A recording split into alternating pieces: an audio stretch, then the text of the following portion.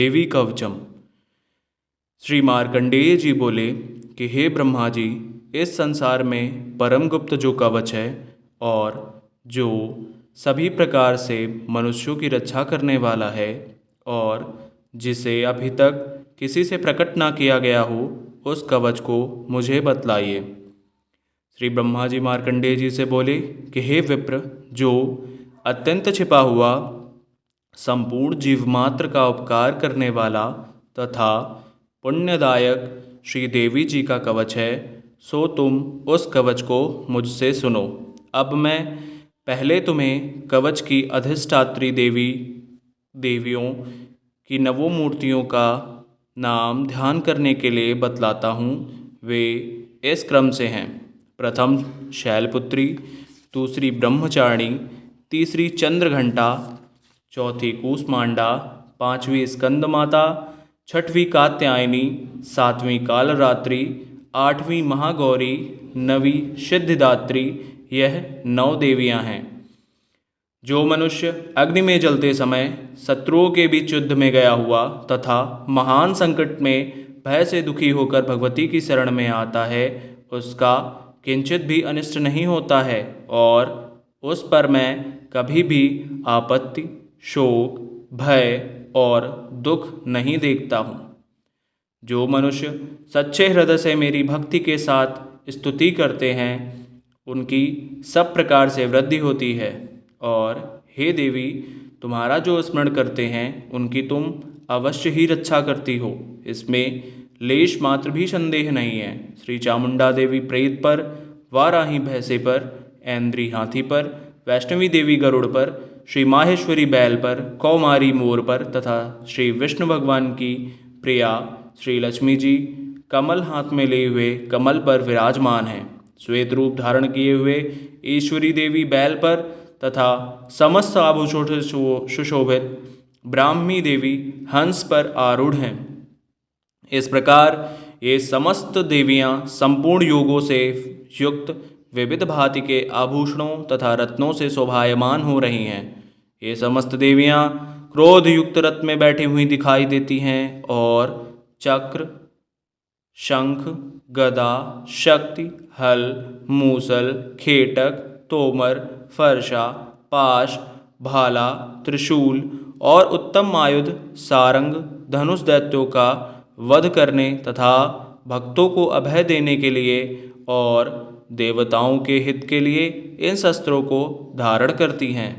हे महारौद्रे, महाघोर पराक्रम वाली देवी, तुम्हारे लिए नमस्कार है।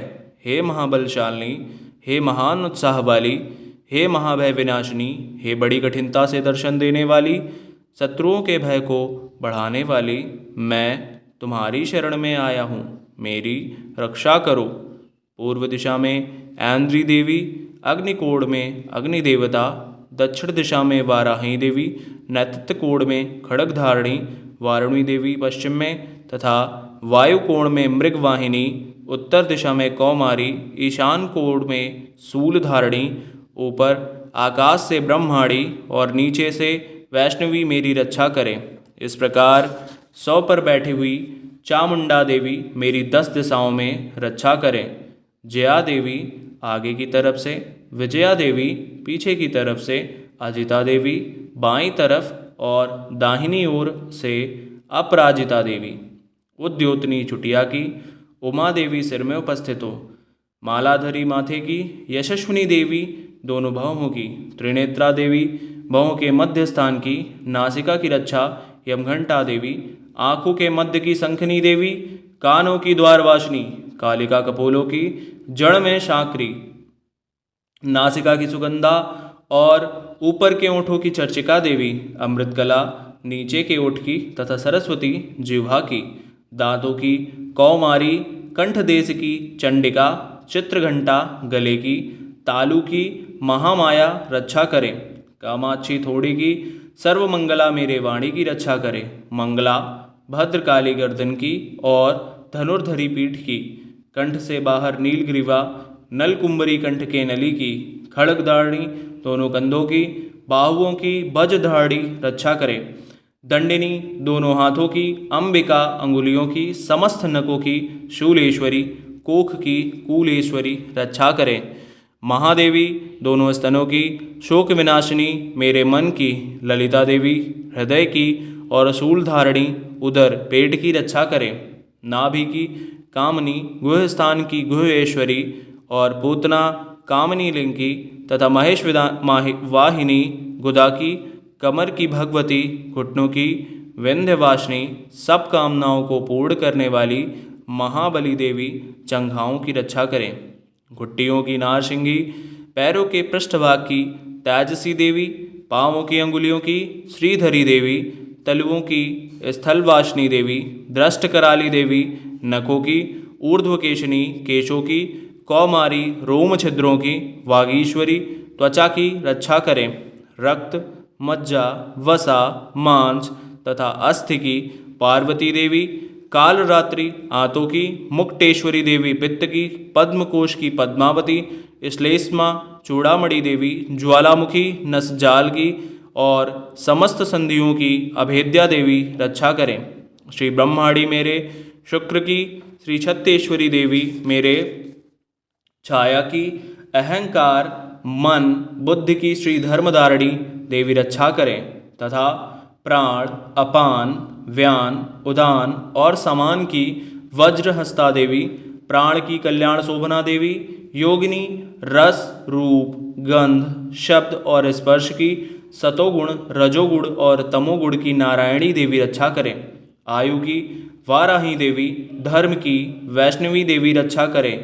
चक्रिणी देवी यश कीर्ति धन तथा विद्या की सदा रक्षा करें।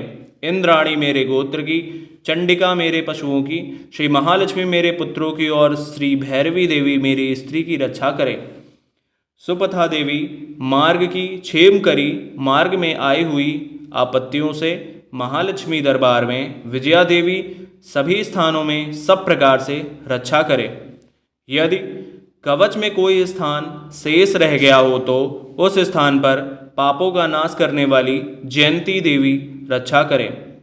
अपने कल्याण चाहने वाले मनुष्य को कवच के बिना एक पग भी ना चलना चाहिए, क्योंकि कवच से अपनी रक्षा करके नित्य जिस जिस स्थान पर जाकर जिस जिस कार्य करने की इच्छा करता है उस कार्य में अतुलनीय ऐश्वर्य को प्राप्त कर लेता है तथा जिसने कवच धारण कर रखा है वह युद्ध में निर्भय होकर विजय को प्राप्त करता है और वह तीनों लोकों में पूजनीय होता है। यह देवी का कवच देवताओं को भी दुर्लभ है। जो मनुष्य श्रद्धापूर्वक पवित्र हो नित्य प्रति तीनों संध्याओं के समय इस भगवती के पाठ को करता है उसे दैवी कला प्राप्त होती है। वह त्रैलोक्य में कहीं भी पराजित नहीं होता और अकाल मृत्यु से रहित होकर 100 वर्षों तक जीवित रहता है और उसके लूसा विस्फोटक आदि रोग नष्ट हो जाते हैं। स्थावर जंगम कृत्रिम विषाद तथा समस्त अभिचार यंत्र मंत्र तंत्र आदि जो पृथ्वी पर हैं तथा भूचर प्राणी खेचर जलचर प्राणी और उपदेशक के साथ में उत्पन्न हुए तथा कुछ में उत्पन्न होने वाले रोग सांकनी डांकनी आदि नीच देवता इस कवच के को धारण करने वाले पुरुष के दर्शन मात्र से भाग जाते हैं और नष्ट हो जाते हैं। अंतरिक्ष में गमन करने वाले महाबलशालिनी डाकनी ग्रह भूत पिशाच यक्ष गंधर्व राक्षस तथा ब्रह्म राक्षस बेताल कूष्मांड तथा भैरवादिक अनिष्टकारक देवता देवी के कवच को हृदय में धारण करने वाले पुरुष के दर्शन मात्र से ही भाग जाते हैं। इस कवच को धारण करने से पुरुष के तेज में वृद्धि होती है, यश और कीर्ति भी बढ़ती है।